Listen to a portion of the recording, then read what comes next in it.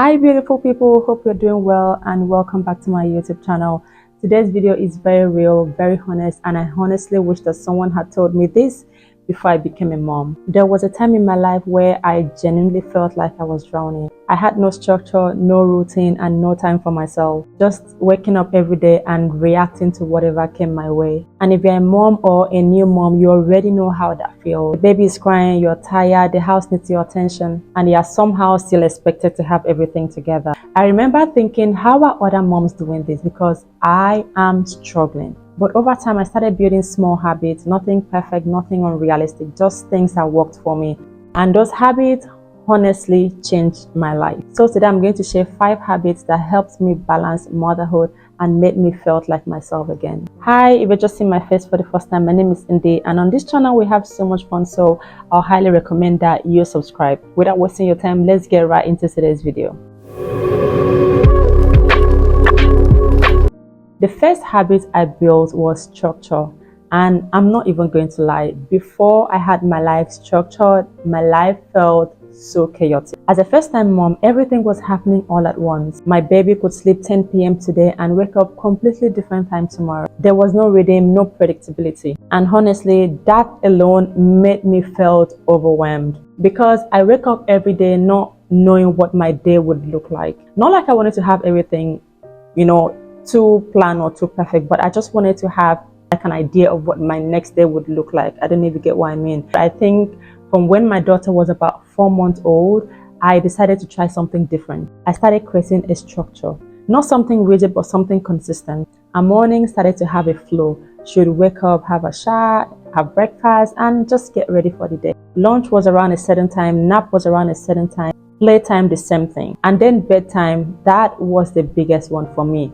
I will struggle so hard. Sometimes I will literally start crying. And then one day I just woke up and made a decision that no matter what happens, by 8 p.m. this child needs to go to bed so I can have my life back, because I felt like I was all over the place, and that really drained me mentally, physically, and emotionally. Now, don't get me wrong, it wasn't perfect every day.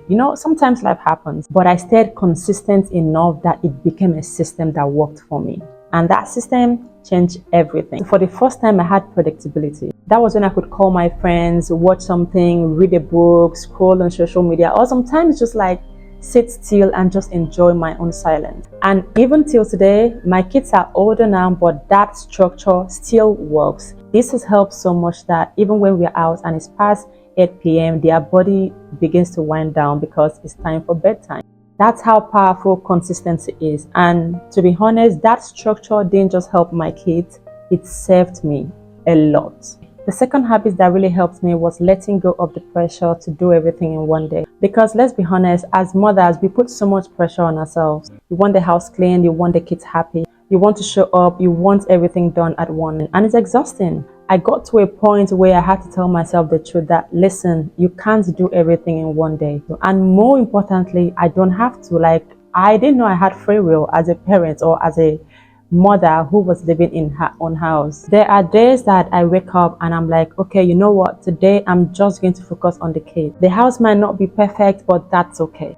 There are days that I clean and I am tired. And there are days that I choose to rest and I leave everything just the way they are. And that shift changed my mindset, because instead of constantly feeling like I was failing, I started to give myself grace. Motherhood is a lot. You don't need to add unrealistic expectations on top of it.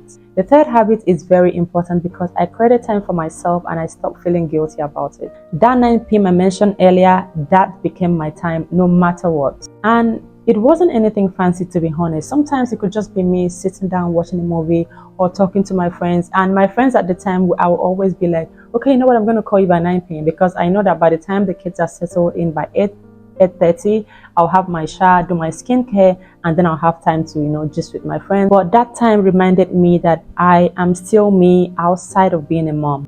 Because it's very easy for you to lose yourself in motherhood. Very easy. You're constantly giving, constantly pouring, and constantly showing up. And if you're not careful, you look up one day and feel disconnected from yourself. That 9 p.m. time wasn't luxury for me, it was necessary. Because honestly, like they say, you can't pour from an empty cup. Another thing that helped me was understanding that my routine didn't have to be perfect. And that was how I built habit number 4, which is a flexible routine. It just had to work because life with kids is so unpredictable. There are days where everything goes exactly as planned, and there are days everything goes completely off. Maybe someone falls sick, maybe you're tired, or maybe nothing just works that day. And instead of getting frustrated, I learned to adjust. So yes, I have a structure, but I also have flexibility. It's a guide, it's not a rule book, and that made motherhood felt so much lighter. Habit number 5, the last habit that changed me deeply.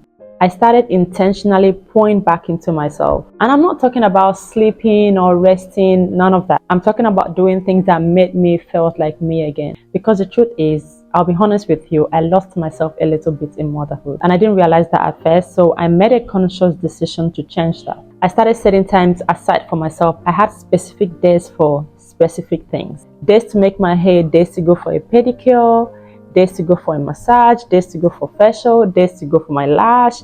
I didn't joke with these things. It wasn't about being extra or being a yummy mommy. It wasn't about that. It was about feeling good again, feeling like myself again. Because before I became a mommy, I was a girl, like a very girly girl. And when I started taking care of myself again, it showed. People could tell. People would see me and be surprised. I remember on so many occasions when people see me and they'll ask questions like, is this your child or are they your kids? And I'm like, yes. And they go to say, you don't even look like a mom. And I'll just laugh and say, what does a mom look like? Because being a mother doesn't mean that you should lose yourself. You are still a woman and you are still you. And when I started pouring back into myself, God, I felt better, more confident, more present, more like myself. Like I felt like myself again. And that changed everything. Those are habits that helped me balance motherhood. And they are nothing perfect, nothing unrealistic, just real things that worked for me. If you're watching this, you're a mom or you're a new mom and you feel overwhelmed, you are not failing, you are just